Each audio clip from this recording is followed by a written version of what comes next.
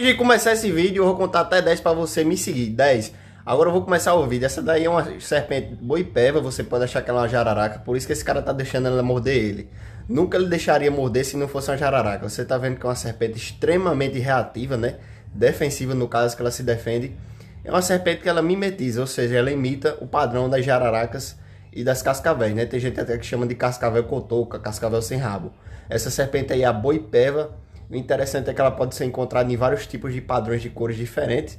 E ela tem um mecanismo de defesa ali que é um achatamento do osso ventral. Ou seja, ela fica achatada ali, parecendo aquela serpente naja, né, que você vê lá no Velho Mundo, na Ásia e na África. Gostou desse vídeo? Já me seguem e fazem parte da família. Valeu!